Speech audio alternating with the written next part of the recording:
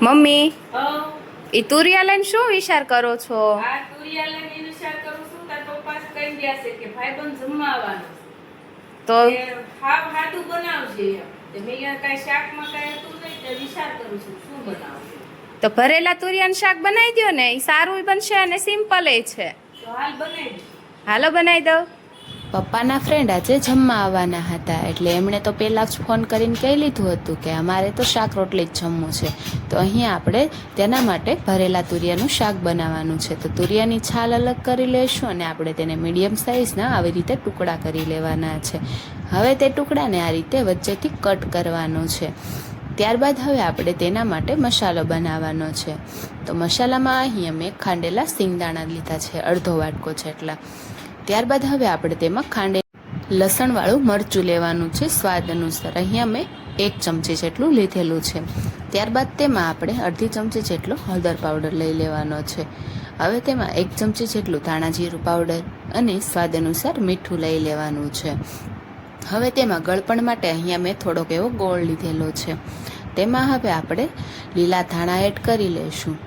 ત્યારબાદ તેમાં હવે અડધું પાવડું જેટલું તેલ એડ કરી લઈશું અને સરસ એવો મસાલાને મિક્સ કરી લેવાનો છે હાથની મદદથી.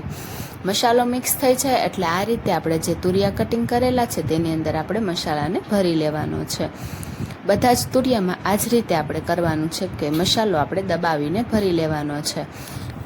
મસાલો ભરાય છે એટલે આપણે હવે તેનો વઘાર કરવાનો છે. તો વઘાર કરવા માટે અહીંયા આપણે એક વાસણમાં તેલ ગરમ થવા મૂકી દેવાનું છે.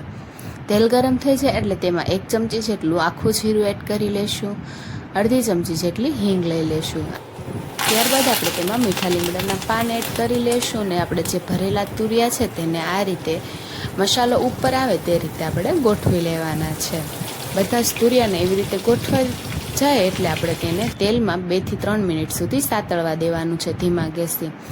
2 થી 3 મિનિટ પછી આપણે તેમાં જરૂર મુજબ પાણી એડ કરી લેવાનું છે અને ઉપરથી આપણે વાસણ ઢાંકીને આપણે 5 થી 6 મિનિટ સુધી મીડિયમ ગેસે આપણે રહેવા દેવાનું છે. પૂજા શાકની સુગંધ તો બહુ સરસ આવે છે. હવે કેટલીક વાર છે? બસ થોડીક જ વાર છે મમ્મી. તો મહેમાનનો ફોન આવી ગયો છે, એ આવતા જ હશે. આપણે તો થોડીક વાર પછી જોયું તો આપણું શાક છે તે એકદમ સરસ રીતે ચડી ગયું છે. તો આપણે તેમાં જે મસાલો વધેલો છે તેને એડ કરી લઈશું અને હલાવ્યા વગર ફરીથી 2 થી 3 મિનિટ સુધી ઢાંકી દેવાનું છે. ત્યાં 2 થી 3 મિનિટ પછી જોઈશું તો આપણું શાક છે તે એકદમ સરસ બનીને તૈયાર છે અને તેલ પણ છૂટું પડી ગયું છે. તો અહીંયા આપણે બનીને તૈયાર થઈ ગયું છે ભરેલા તુરિયાનું શાક ગુજરાતી સ્વાદમાં. તો ચાલો હવે મમ્મીને ટેસ્ટ કરાવીએ.